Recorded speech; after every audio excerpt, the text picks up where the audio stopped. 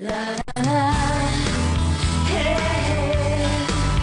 yeah, yeah. Welcome back, friends. So we hear it all the time this time of year. It's all about giving to those in need. And unfortunately, it's not, you don't hear about it all year round when we really, really should. Here to take that to another level, giving to those in need, is our next guest. She's an amazing young lady, Jocelyn. How are you today? I'm doing great, thank you. Thank you for coming on the show. And you know what? People don't want to hear me trying to mumble over these words. I want to share your story, so please share. Okay, well, about a month ago, I was a live liver donor. So basically, they removed the left lobe of my liver and they donated it into an infant.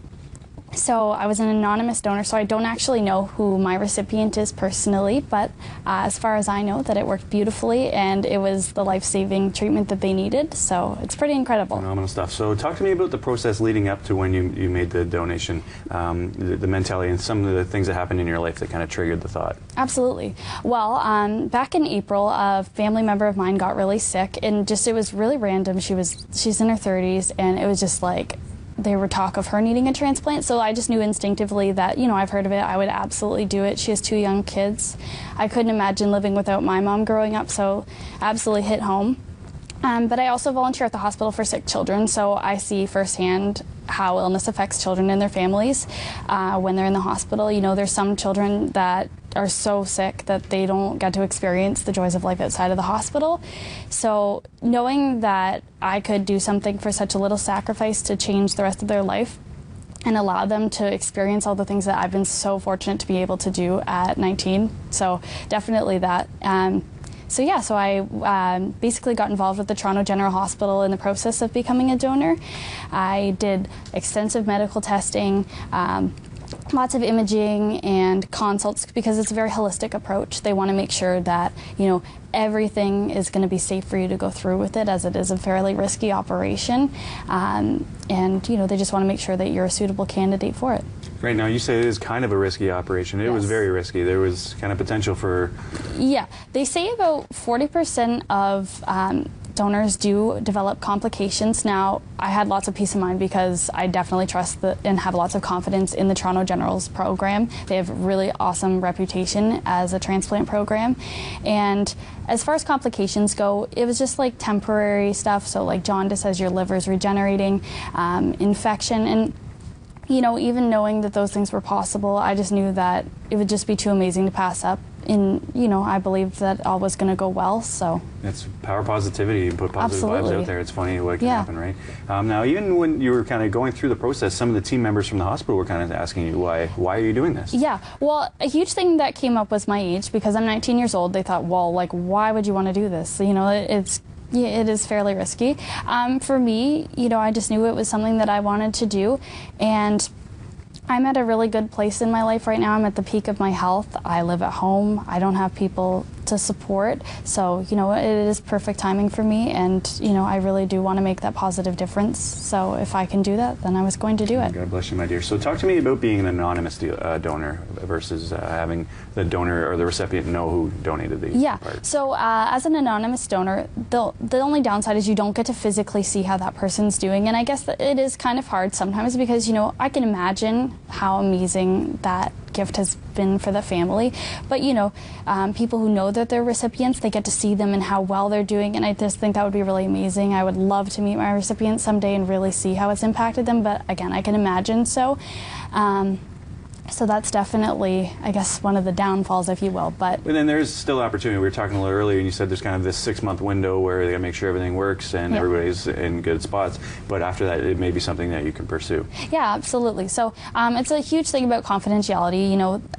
The only unfortunate thing is obviously because the recipient is in such critical health, they want to make sure that they're going to do well with it because there's the chance of rejection. And same with me. Obviously, I've been very fortunate, and I've been recovering phenomenally, but that's not always the case, so they want to give you that time to make sure that all is good, and then you can kind of connect through the hospital, like through the third party, and so like if, I would like to respect their privacy, but if they want to reach out, I would absolutely love to meet them. Now, you mentioned your recovery, and you kind of had a long road that kind of painted the picture of a very long road to recovery for you. How long ago was the procedure? Well, my procedure was actually in mid-October on the 15th, so they basically told me to be prepared for the worst. They said that I could potentially be off school for 8 to 12 weeks. So, you know, it was a long time for me, but I was like, you know, I'll get through it, whatever.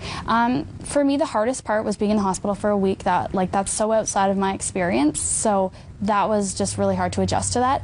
But, you know, after that, like, pain wasn't too bad. Like, it was not as bad as, you know, they said. It could be my age as well. I felt well enough to return back to school to write my midterms about 3 weeks after my operation. So definitely better than the average. Wow.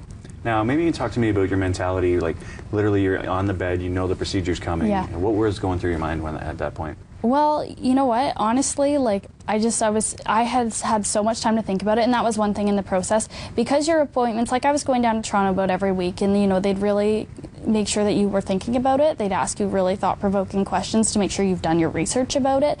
So I had lots of time to think and worry and kind of get past all that, and I had such solid support. So, you know, when it came day, like, it became surreal when they went to wheel me down. I was just like, okay, I'm going to do this. Like, it's really going to happen. And, you know, I had a bit of nerves, but that's obviously normal. And, you know, I knew that it was just going to be too amazing to, you know, look back. So now, when you were at the hospital and you knew you were going to be donating the port, did you know who the recipient was, that it was going to be a toddler, or did you? No. So it was actually super intense. Like, the week they had called me and they said, okay, we're going to do it this Thursday. And I was like, okay, like, all set to do it. And then I got a call on the Tuesday night, and they were saying, we're not sure because the child's in critical condition. So they had kind of, because I said, like, I'm a registered early childhood educator, so I said my first wish would be for it to go to a pediatric patient. So that's as far as that kind of escalated. But, you know, so from that point, they were really looking at the child's health to make sure that they were going to be okay to undergo it. It's a very long procedure. So then I got a call on the Wednesday saying that it was going to be postponed to the Monday, and then they decided, okay, Thursday's a go. Sick Kids has waived the concerns. It's really urgent. So It was a rush for sure. So, I mean, I'm a new parent. He's just not quite 2 years old, yeah. And I see him come home from daycare and he's got a cold, and my heart just melts. I wish I could do something for him to take this cold away. So I can't imagine how grateful the parents of the little one that you helped are, and you know, they get to spend Christmas with this little guy, or girl, whatever the case may be. So I mean, I'm sure if they could say, I don't even think there are words that they could put out there to kind of express their gratitude towards you, but the story is phenomenal. Thank you are very an much. amazing human being. I can't wait to see what the future holds for you. Thank you very much. Jocelyn, thank you so much for sharing your story with us. Absolutely.